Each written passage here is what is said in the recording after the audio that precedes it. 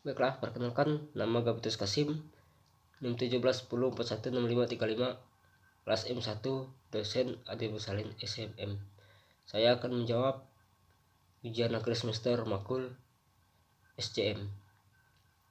Yang pertama, apa yang dimaksud supply chain management atau manajemen rantai pasokan adalah upaya distribusi aliran barang dan jasa yang mencakup semua proses mengubah bahan mentah menjadi produk akhir. Yang kedua, cara saya menerapkan supply chain management dalam restoran.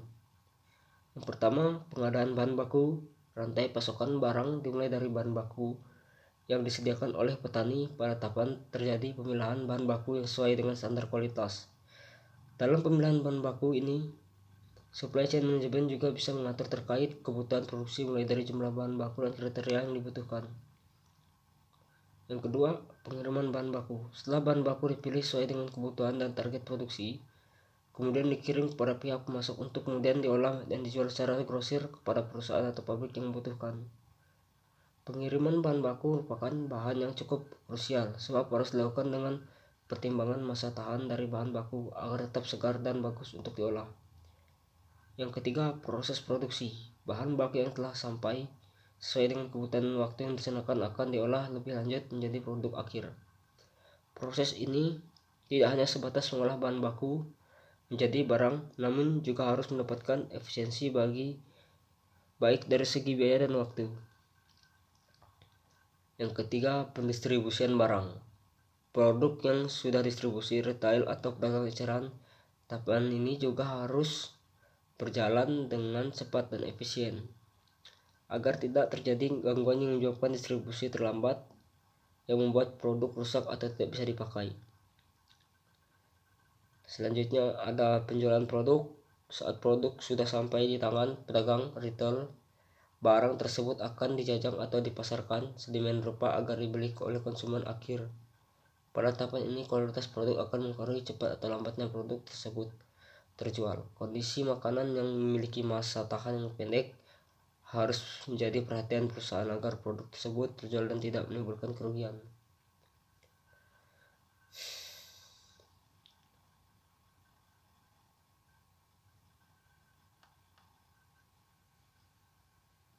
Yang ketiga, seberapa pentingnya SCM bagi UPB? Dengan analisa tersebut dapat diambil kesimpulan kinerja dari tiap-tiap rantai pasok maupun keseluruhan rantai pasok sehingga dapat diberikan solusi apa yang dapat untuk meningkatkan kinerja rantai pasok tertentu. Begitu halnya rantai pasok di perguruan tinggi. Perlu dilakukan analisa, baik analisa secara parsial di tiap-tiap rantai pasok atau analisa secara keseluruhan agar antara pemasok yaitu sekolah-sekolah menengah atas dengan penerapan keseimbangan. Hasil dari analisa tersebut bisa digunakan oleh berbagai pihak memiliki kepentingan di perguruan tinggi seperti bagian kurikulum yaitu prodi yang akan menentukan kurikulum yang tepat untuk diberikan kepada mahasiswa. Kemudian dapat digunakan oleh rantai pemasok yang akan mengikuti perkembangan kurikulum dan bagian kemahasiswaan memetakan industri mana yang menyerap paling banyak dari lulusan. UPB menerapkan SCM dengan manajemen rantai pasok perguruan tinggi dengan 3 bidang, yaitu bidang pendidikan, bidang penelitian, dan pengabdian. Perguruan tinggi sendiri seharusnya memperhatikan kualitas lulusannya. Apakah sudah sesuai dengan permintaan pasar ke dunia kerja? Oleh karena itu, perguruan tinggi perlu terus meningkatkan kualitasnya karena persaingan yang sudah sangat ketat seperti sekarang ini. Persaingan dalam industri pendidikan menjadi tantangan tersendiri bagi perusahaan tinggi dalam menjalankan aktivitas jasa pendidikan. Menjadi tantangan tersendiri bagi perguruan tinggi dalam mengimplementasikan strategi bersaing dengan menghasilkan jasa pendidikan yang berkualitas. Untuk menyediakan suatu jasa pendidikan yang berkualitas, tidak cukup dengan melakukan perbaikan internal atau perguruan tinggi. Yang keempat, tantangan apa saja dan peluang apa saja yang ditempatkan dari rantai pasokan di wilayah Asia Tenggara. Terjadinya peningkatan terhadap penjualan online yang sangat tinggi dan meningkatnya produsen dan berimplikasi menuju wilayah ini menjadi sektor logistik siap meroket di wilayah Indonesia. Dalam tantangan dan juga peluang yang sangatlah besar, sektor logistik kemudian perlukan otomatis guna untuk meningkatkan produktivitasnya. Yang kedua, mengapa saya perlu melakukan otomatisasi dalam supply chain saya? Dikarenakan akan besarnya sektor logistik yang terjadi di kawasan Asia Tenggara menjadikan hal ini sebagai sebuah tantangan bagi pelaku industri.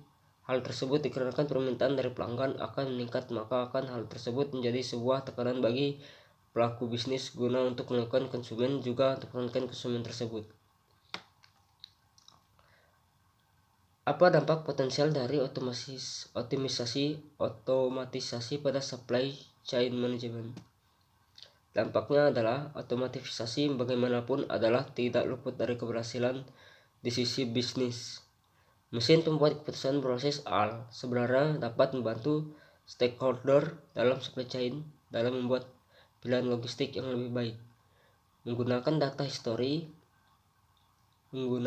historis untuk proyek masa depan, AL dapat membuka banyak rahasia dalam mengoptimalkan sumber daya atau memaham. Dapatkah otomatisasi berinteraksi dengan sistem saya yang sudah ada? Jawabannya, setiap bisnis memiliki sistemnya sendiri, dan solusi teknologi harus ramah integrasi untuk kelancaran transisi. Platform teknologi logistik era baru berbasis cloud dan mudah diimplementasikan, serta dapat dengan mudah digabungkan dengan sistem yang ada dan bekerja dalam batasan yang disediakan oleh perusahaan tersebut. Yang kelima, jelaskan teori-teori SCM mengenai video di IG Bapak Adi Mursalin. Yang pertama, pentingnya supply chain management. Chain ini memiliki rantai pasokan, yaitu rantai dalam pasokan barang bagaimana bisa mengalir dari hulu ke hilir meliputi 9 pabrik memproduksi supplier. Yang kedua, ada economy is class distribution. In economy stream distribution, the process of distributing the product of goods or service to customer, or it can be said as the process of separating goods from production to consumer in broad sense. Yang ketiga, ada chain strategi bagi perusahaan.